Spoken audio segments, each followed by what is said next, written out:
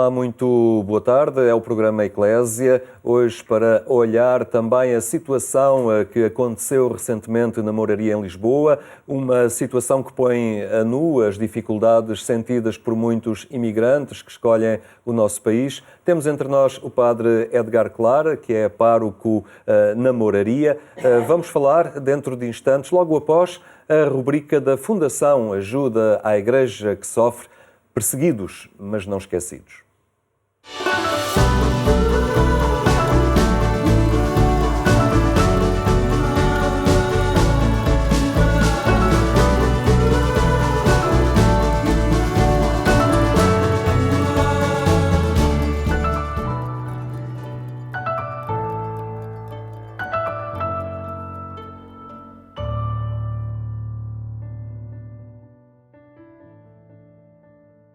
A guerra na Ucrânia começou na madrugada de 24 de fevereiro de 2022. Estamos já em 2023 e a guerra continua e não parece que vá terminar em breve.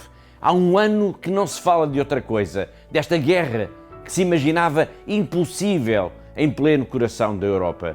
Era impossível, mas aconteceu. Era impensável, mas aí está, com todo o seu horror, com milhares de mortos, milhões de deslocados, cidades inteiras que se desmoronaram com a brutalidade dos bombardeamentos. Ao fim de um ano de guerra, é importante olhar para o trabalho de milhares de voluntários anónimos que nunca deixaram de estar presentes junto das populações, junto das mulheres e das crianças, dos idosos, das vítimas.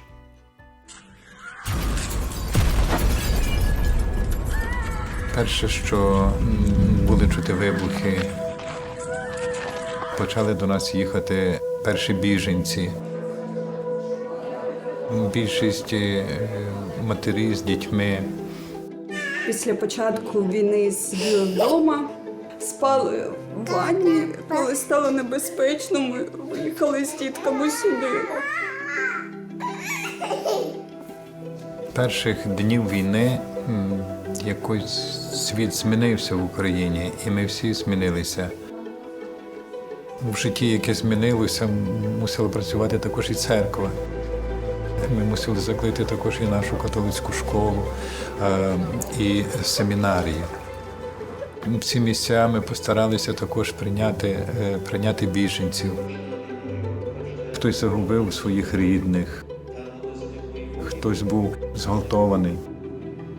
Ми мали йому їх якось підтримати, зрозуміти і дати то відчуття, що ми разом.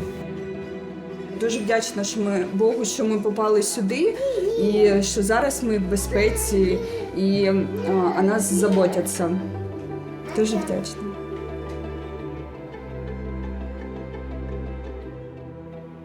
Se a guerra da Ucrânia nos ensinou alguma coisa, é que o mundo se mobilizou em socorro das populações civis, que a violência da destruição não deixou ninguém indiferente e que a solidariedade de povos e países não se desmobilizou ao longo destes 12 longos meses de conflito.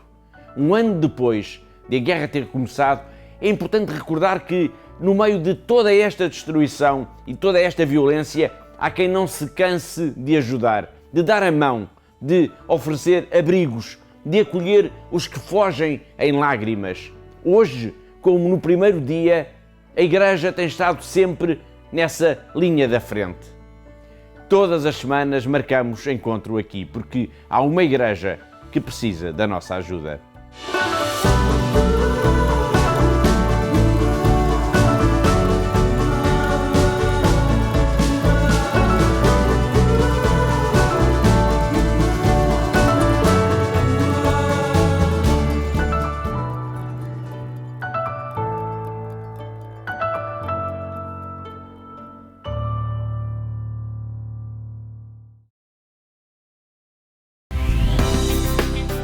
Tolerância zero para com abusos e abusadores. A Conferência Episcopal pede perdão e projeta ações concretas em conjunto no início de março. Intolerância com abusos e abusadores, encaminhamento dos casos para a Justiça Civil e Canónica e continuar a dar voz ao silêncio. São disposições da Conferência Episcopal Portuguesa ao receber o relatório da Comissão Independente que exprime uma trágica realidade.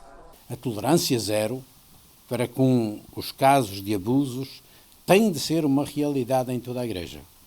E por isso não toleraremos abusos nem abusadores. Os abusos de menores são crimes hediondos. Quem os comete tem de assumir as consequências dos seus atos e as responsabilidades civis, criminais e morais daí decorrentes. É preciso que reconheçam a verdade sem nada esconder, que se arrependam sinceramente, que peçam perdão a Deus e às vítimas e que procurem uma mudança radical de vida com a ajuda de pessoas competentes, na certeza de que o caminho da justiça encontrará sempre lugar no coração bondoso e misericordioso de Deus.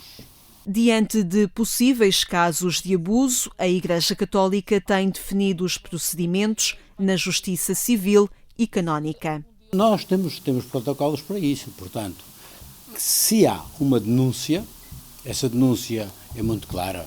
O Bispo deve fazer uma investigação sumária para verificar a plausibilidade deste processo e depois nem sequer é o Bispo que age, porque esses casos são enviados para a Santa Sé, que tem mecanismos próprios para isso. E depois de lá vem aquilo que se vai dar. Além disso, não esqueçamos que esses dados também serão enviados ao Ministério Público e, portanto, do ponto de vista civil, serão tratados convenientemente. Às vítimas, a Igreja reafirma o pedido de perdão. Pedimos perdão a todas as vítimas, às que deram corajosamente o seu testemunho, calado durante tantos anos, e às que ainda convivem com a dor no íntimo do coração sem a partilharem com ninguém. Nas vossas vidas atravessou-se a perversidade onde nunca deveria ter estado. O vosso testemunho é para nós um alerta e um pedido de ajuda a que não queremos nem podemos ficar surdos. Este estudo da Comissão Independente apresenta-nos um número muito maior do que aquele que soubemos apurar até hoje. Pedimos desculpa por não termos sabido criar formas eficazes de escuta e de escrutínio interno e por nem sempre termos gerido as situações de forma firme e guiada pela proteção prioritária dos menores. Para dia 3 de março, os bispos de Portugal agendaram uma reunião para tomar medidas concretas a desenvolver na convicção de que é necessário continuar a dar voz ao silêncio. A Comissão Independente designada pela Conferência Episcopal apresentou o relatório final sobre o estudo dos abusos sexuais de crianças. O projeto da Comissão Independente para o Estudo dos Abusos Sexuais de Crianças na Igreja Católica em Portugal chegou ao fim com a apresentação do seu relatório conclusivo. Números, testemunhos e recomendações procuram colocar as vítimas no centro das preocupações de todos.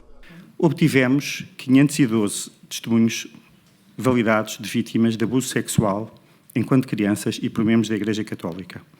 Foram recebidos um total de 564. No total, é um número que representa mais do que o obtido noutras comissões, considerando o tempo de estudo e a população total de cada país. De alguns destes testemunhos, podemos ilustrar. Falar foi um ato libertador. Obrigado. Pus para trás uma forte mágoa. Sempre pensei que era o único. Estes testemunhos, como depois também iremos explicar com toda a cautela, permitem chegar a uma rede de vítimas muito mais extensa, calculada num número mínimo, absolutamente mínimo, de 4.815 vítimas. A comissão, criada pela Conferência Episcopal Portuguesa, foi apresentada publicamente em janeiro de 2022, tendo centrado o seu trabalho na recolha de testemunhos e na análise de arquivos históricos de instituições católicas. E importa referir que, na realidade, foi apenas a partir de 1995 que estes crimes passaram a ser inscritos no Código Penal português enquanto abuso sexual de crianças e apenas a partir de 2007 se tornaram públicos. Sabemos também que a percentagem da sua existência, enquanto praticada por membros da Igreja, é muito pequena sobre a realidade do assunto dos abusos sexuais de menores em geral, tal como volta a ser baixo o número de abusadores dentro do seio da própria Igreja e, por isso mesmo, continua a ser importante não confundir a parte com o todo. O relatório deixa um conjunto de recomendações que se estendem à sociedade portuguesa. A realização de um estudo a nível nacional é uma delas, outra passa pela mudança nos prazos de prescrição na lei portuguesa. Tendo em conta a idade das pessoas, a idade das vítimas, tal como elas se apresentaram perante nós, aquilo que nos ensinaram a todos quanto à dificuldade que têm de verbalizar elas próprias aquilo que sofreram, nós chegamos à conclusão, como aliás tem acontecido em vários outros países, que esta idade deve ser aumentada. Daí que numa das nossas recomendações, ou se quiserem sugestão apenas, vai no sentido de que esta idade seja aumentada para os 30 anos. Quando se estudou a prevalência em todo o mundo, nestas amostras independentes, atingiram-se esses números que são muito inquietantes. Ou seja, 18% de meninas são abusadas até aos 18 anos e 8% no sexo masculino. Eu pedia que os senhores jornalistas divulgassem este número porque isto é um sinal, um alerta para a necessidade de nós efetuarmos um estudo a nível nacional. Portanto, existe um problema de abuso sexual na Igreja, que foi o objeto do nosso estudo, mas existe um problema geral de abuso sexual que nós temos de ter a maior importância e todas as pessoas que contactam com crianças e as instituições que acolhem crianças, os grupos desportivos, os psiquiatras, os psicólogos que não estão devidamente alertados para este tema, têm que ter presentes estes números que, de facto, repito, são muito inquietantes. O relatório final recomenda a criação de uma nova comissão, visando dar continuidade ao estudo e acompanhamento do tema de abusos de menores de forma multidisciplinar, com membros internos e externos à Igreja.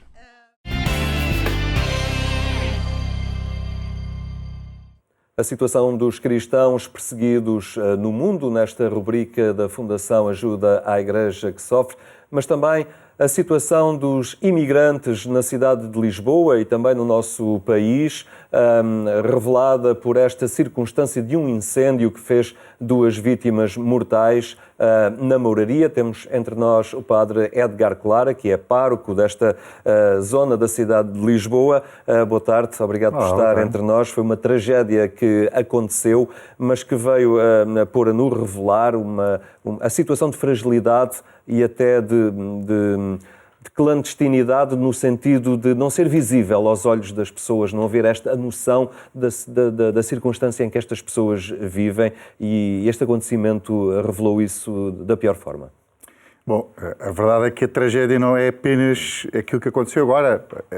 Nós ficamos mais sensíveis a esta tragédia, porque na realidade houve 2 mortos, não é? Uma criança, um adolescente de 14 anos, mas a tragédia é o fluxo migratório que neste momento se faz sentir no centro da cidade de Lisboa, é muitíssimo maior do que há 1 ano, 2 anos, 3 anos, 4 anos atrás. Quer dizer, eu estou na Mouraria há 13 anos e o fluxo migratório tem crescido muitíssimo mais. Pensa, por exemplo, há cerca de 4 ou 5 meses, um dos fluxos migratórios que tínhamos na cidade de Lisboa era de timorenses, por exemplo, não é? E hoje em dia as coisas fluem de um lado para o outro, de tal maneira que a gente não sabe, por exemplo, aqui eram imigrantes, estavam cá a trabalhar ou estavam de passagem, iam para outro país, tinham alugado apenas a cama. Quer dizer, quem são as pessoas que neste momento habitam a Mouraria, habitam por 1 semana, habitam por 1 mês, habitam por 1 ano? Quanto tempo? É um estudo que eu não sei se está totalmente feito, não é? Porque, sei lá, há 1 ano e meio fiz um pequeno estudo sobre a questão religiosa na Mouraria, propriamente dita, e há uma série de sociólogos que foram estudando do ponto de vista antropológico uns, outros do ponto de vista sociológico, como é que se caracterizava um pouco a vida da moraria. E ela muda de ano para ano, não é? Eu diria até ela muda de mês para mês. Esta circunstância também revelou o problema da habitação na cidade. São pessoas que habitam em elevado número, às vezes espaços exíguos, como referia, que não alugam quartos, alugam camas, não é? E isto vai chamar a atenção para um problema crónico da cidade também, não é? É um problema da sociedade, não é? E é um problema que se tem agravado nos últimos anos, apesar que não é um problema de agora. Eu, há 13 anos, portanto, em 2010, quando fui para a moraria, também já não havia muitos habitantes na moraria. A gente tem que dizer a realidade, porque os portugueses que viviam lá saíram, porque as casas não tinham condições, e, portanto, muitas delas foram transformadas, compradas e transformadas para o negócio de alojamento local. Depois há umas outras que são mais pequeninas, com espaços mais exíguos, e essas estão a ser alugadas por pessoas que entram e saem de uma forma mais fácil. Porquê?